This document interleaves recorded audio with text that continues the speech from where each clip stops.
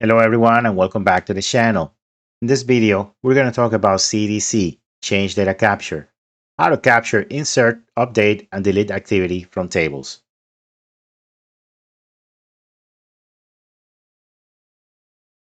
Change Data Capture, CDC, is a SQL Server feature that captures, insert, update, and delete activity from a table by reading the transaction log and storing those changes in relational change tables. Instead of querying the transaction log directly, CDC provides structured tables and functions that allow applications, ETL processes, or analytics pipelines to easily retrieve changes. Key characteristics: reads directly from the transaction log, uses SQL Server agent jobs, stores changes in CDC system tables, tracks before and after values, and supports incremental data extraction. Here's a quick look at the CDC architecture in a simplified way. Application changes, transaction log, CDC capture job, change table, ETL, data warehouse, and streaming systems.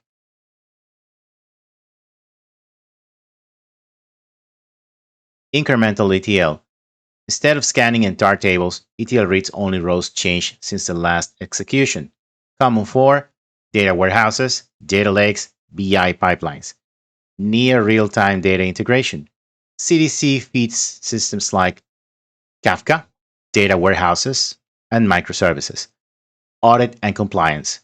CDC provides a history of before values, after values, and operation types. Synchronization between systems. CDC often replaces custom triggers, expensive timestamp scans.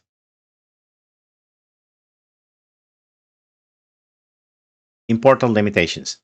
CDC requires SQL Server agent, full, book log, or simple recovery model, sufficient transaction log retention, not supported in Express or Web editions, and some cloud tiers. Note, CDC still depends on SQL Server agent, which means it cannot run in Azure SQL Database basic and serverless tiers the same way it does on the engine, although Azure provides alternate CDC mechanisms. CDC availability. SQL 2025 does not come with Web Edition anymore. Also, Express editions don't have SQL Agent.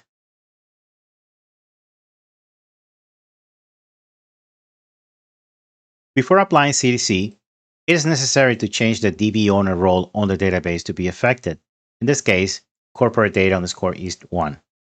This resolves potential permission discrepancies and ensures that the built-in CDC user and related objects function correctly with the necessary permissions. The DB owner role, or the sysadmin server role in SQL Server as we know it, has the authority to create the necessary system objects and manage the internal processes that CDC relies on. For that, we're going to use author authorization, and we're going to change the DB owner to SA.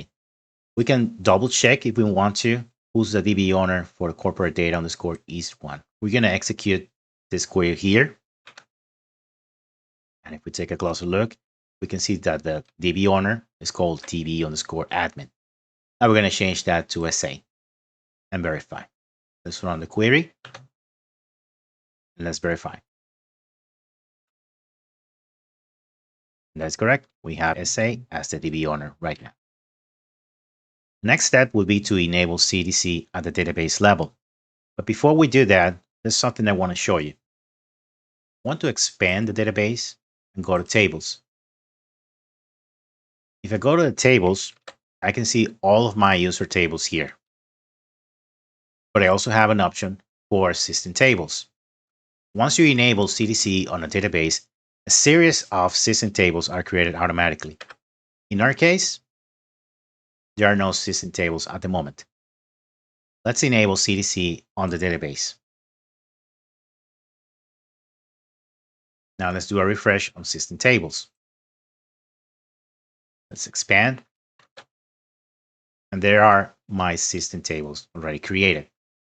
I will explain each and every one of them in a moment. Let's also double check if CDC is enabled on the database as well. And there it is. It's enabled.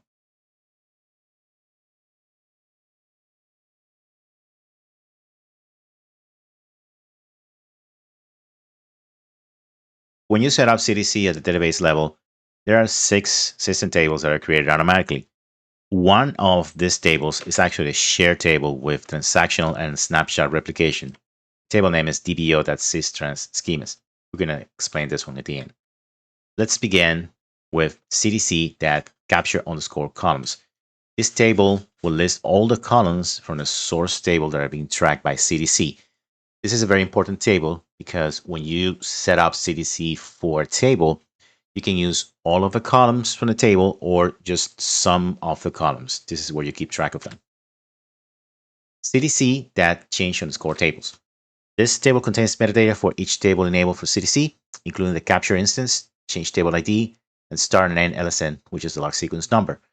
The capture instance that you specify for a table can be different from the table name and the schema.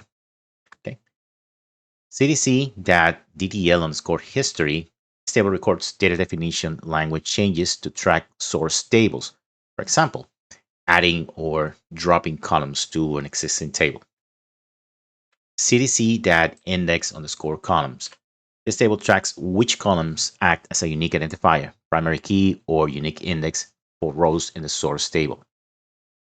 CDC.lsn underscore time underscore mapping maps LSN values to transaction commit times, essential for querying data by time range. Whenever you set up CDC, another table is created that goes by this nomenclature. CDC for the schema, then the instance name underscore CT. CT stands for change table. This is the actual table holding all of the insert, update, and delete changes that you apply to this source table. Last, we have DBO, that systrans schemas. This table is used to track schema changes in articles published in transactional and snapshot publications, and for change data capture, which is what we're using now. This table is stored in both publication and subscription databases.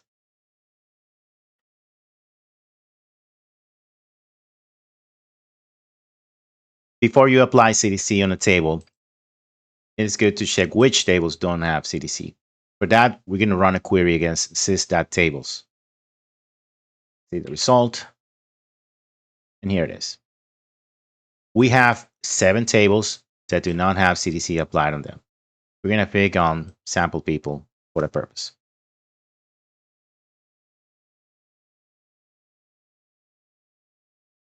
We need to run a store procedure. Store procedure is called sys.sp underscore CDC underscore enable underscore table. At a minimum, we need 3 parameters. We need to pass on source underscore schema, which is the schema of the table that we're going to apply CDC to, source underscore name, which is the name of the table, and role underscore name, which is a role we're going to use for security reasons on CDC. This parameter here will use an existing role or will create one for us. In this case, it will create a CDC underscore admin role. When we execute this, several things are going to happen. First, we're going to apply CDC on the table. Second, we're going to create a corresponding table under the system tables. It's going to be called CDC for the schema. The capture instance will be the schema and the table name, followed by underscore and CT for change table. It will create or use the specified role, and we'll create 2 SQL jobs, one for capture and one for cleanup. Let's double check our system tables first. And we have only 6 system tables, just like in the beginning. That means we don't have CDC applied anywhere. Now, let's execute the store procedure.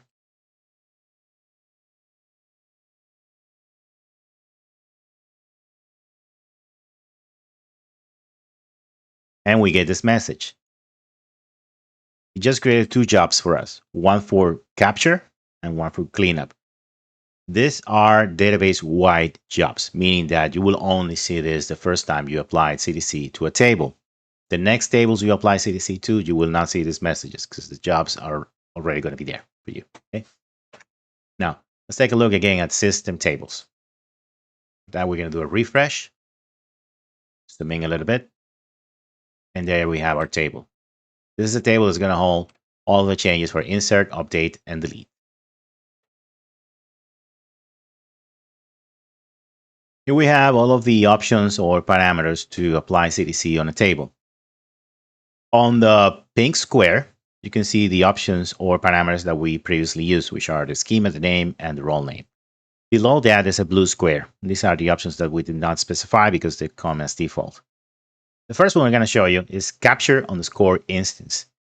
And if you notice, the name of that is DBO underscore sample people, which is the schema name and the table name. By default, you can have up to 2 capture instances per CDC, meaning that one table can have 2 system tables, which can capture different parameters, specifically different columns if you wish to do so, or use different indexes for the purpose. Supports underscore net underscore changes. The default is 0, which means it will catch all of the changes. There's another parameter, which is 1, which will only capture the net changes. Index underscore name will allow you to specify one specific index in which you want to sort the information that's being captured. Capture underscore column underscore list will allow you to specify which columns you want to capture for CDC purposes. This is useful when you have a capture underscore instance parameter where you can specify 2. One will capture a set of columns and the other one will capture another set of columns, totally different.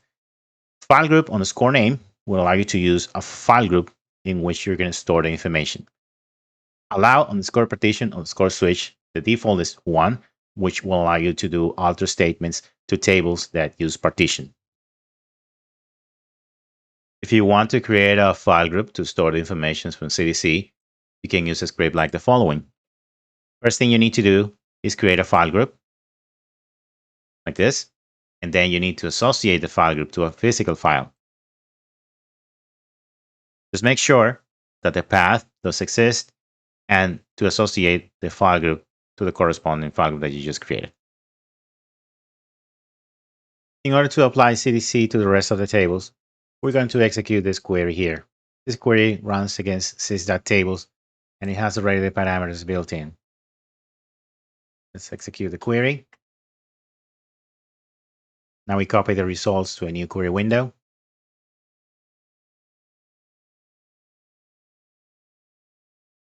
And here I have all the parameters for each of the remainder of the tables. If I want to, I can exclude any of them. But for practical purposes, I'm going to activate CDC to all of the tables.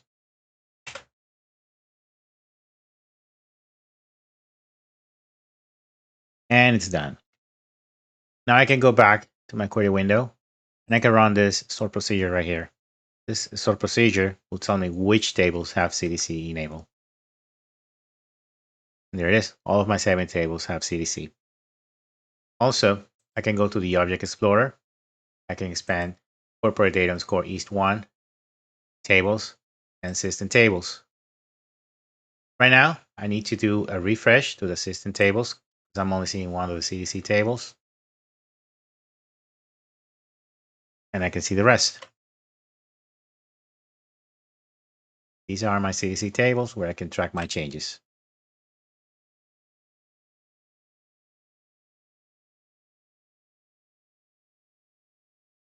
It's very important to understand how the CDC jobs work. Let's take a quick look at the specific CDC jobs that we created in our database.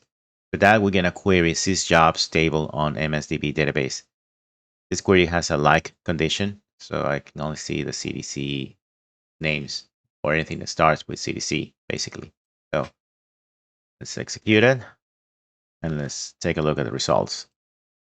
These are my 2 CDC SQL jobs. As you can see, they're very specific. They state the name of the database and what they do. In this case, at the end, they say capture, and the other one says cleanup. They're actually enabled at the moment. Okay, good. Another way of looking at my SQL jobs is by going to Job Activity Monitor. Let's take a closer look. And there they are. One for capture and the one for cleanup. Thankfully, CDC comes with a series of stored procedures to bring additional information. I'm going to execute this stored procedure called sp underscore CDC underscore help underscore jobs. This will bring me basically this information, similar information, plus some additional columns that I need to see. Let's take a quick look. And there you go. I got my job ID, job type, job name, and also I got some additional columns which are modifiable. Normally, one of the columns and one of the rows, basically, that you modify is the one pertaining to the job type of cleanup. The column is called retention. This value here is expressed in minutes. If you translate this minutes into days, it will be 3 days. This is the default setting for CDC. In most case scenarios, this value is incremented, usually 5 days, 7 days, 8 days, or depending on the traffic that you have in your database or table, you may actually decrease the value. Another value that you may actually want to change is the value pertaining to the job type of capture. This is the maximum amount of transactions you can do per cycle. Default is 10,000, but we can increase that to a much higher value, which is what we're going to do now. Let's take a quick look at the store procedure to do that. And there it is. Now, in order to change that, we're going to use the store procedure called sp_cdc_change_job. You execute the store procedure and you need to pass some parameters. In this case, we're going to pass job type, and we need to specify the type of job that we're going to affect. In this case, it's going to be cleanup. Then you get to specify retention. Retention would be equal to 7,200. If you multiply 5 by 24 by 60, that will give you 7,200 minutes. Also, we're going to change another job. We're going to change the capture job. You specify job type, we say capture, and we're going to change max trans. Right now it says 10,000. We're going to change that to 15,000. Right after that, there's 2 more additional store procedures we need to execute. One is called sp_cdc_stop_job, and the other one, that's basically the same name, except that instead of saying stop, it will say start. We're going to stop the capture job, and we're going to start it again, just so that we can refresh the information that we just changed. Let's run the changes now.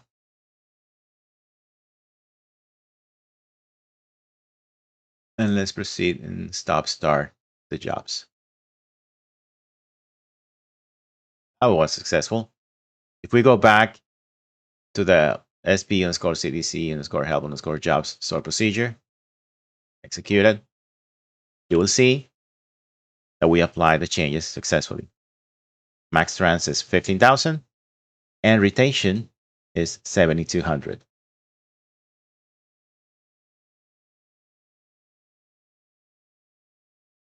Now we're going to do some basic operations on CDC. We're going to do insert, update, and delete and confirm each and every action that we do. Then we'll take a look at the CDC table and see the data that was collected.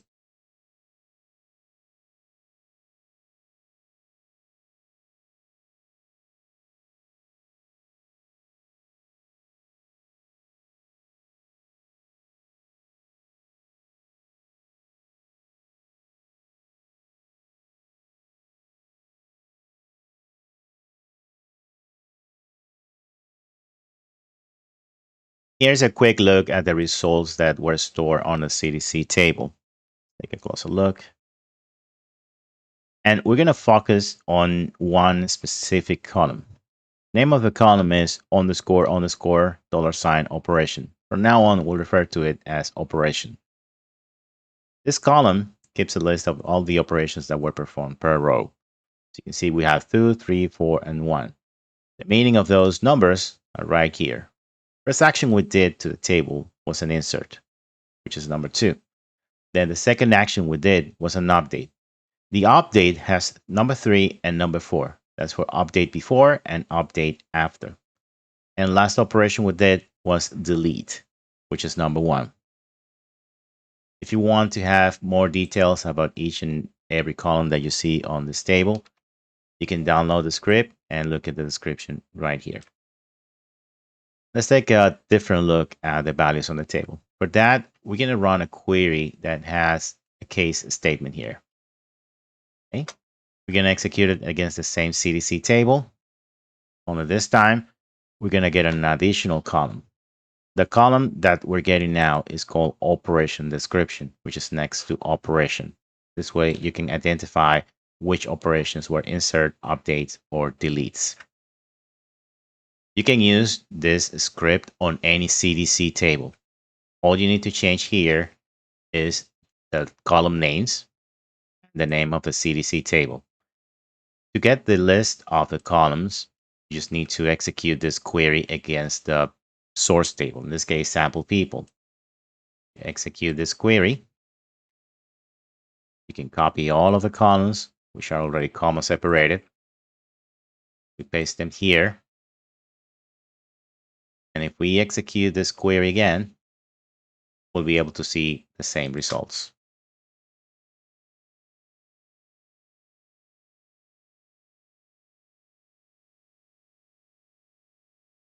You can eliminate CDC from your SQL Server.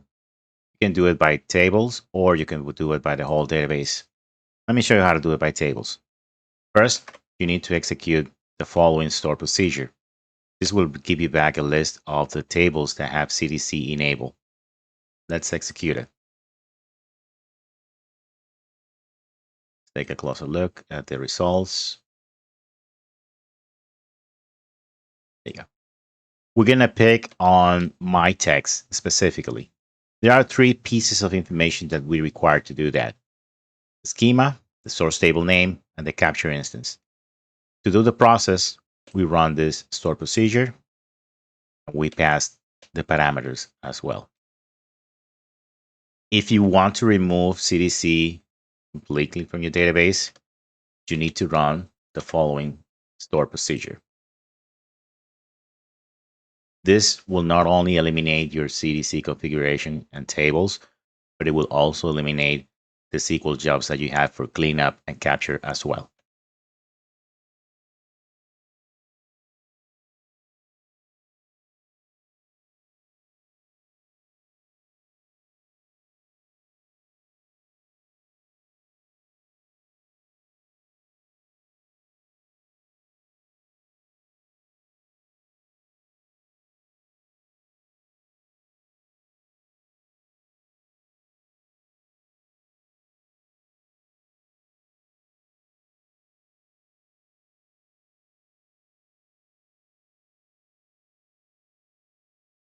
And this will finalize the video. Would you like to hire me for your SQL questions and solutions? You can contact me on Fiverr, Upwork, or LinkedIn. To download a copy of the script used in this and other videos, please visit my repository on GitHub. Please like and subscribe. You can also leave a comment or message if you wish to do so. Thank you for watching.